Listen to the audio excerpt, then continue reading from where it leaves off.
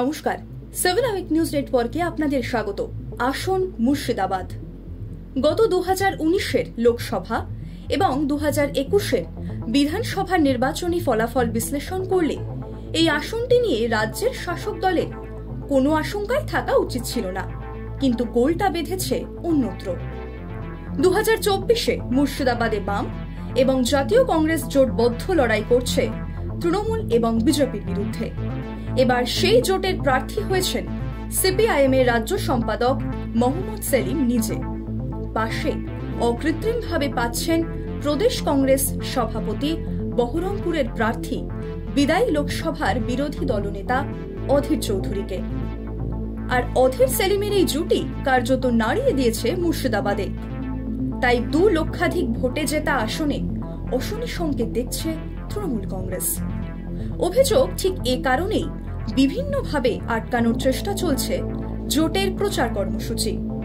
আর আজ যেটা চলে এলো সবার চোখের সামনে, আজ সকাল থেকেই ডোমকল বিধানসভার বিভিন্ন এলাকায় প্রচার সারছিলেন মোহাম্মদ সেলিম, কিন্তু সরামপুর এলাকায় পৌঁছতেই তার পথ আটকায় ডোমকল থানার পুলিশ।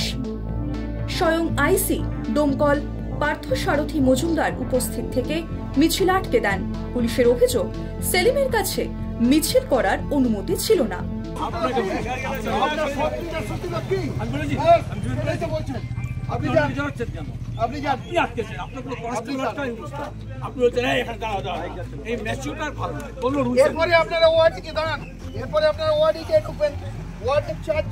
অন্যান্য পার্টির মিটিং আছে, সেখান দিয়ে এরকম নাচতে নাচতে যাবেন, আবার একটা গন্ডগোল হবে।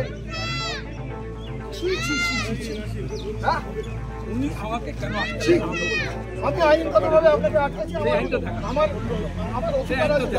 আপনি আপনার এখানে পারমিশনটা দেখান।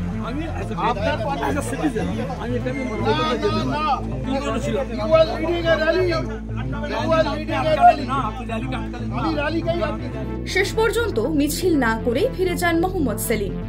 তবে পুলিশের ভূমিকা নিয়ে উঠছে প্রশ্ন, যদি মিছিলের অনুমতি না থাকে তবে সেলিমকে শুরুতেই আটকে দেওয়া বা সাবধান করা হলো না কেন?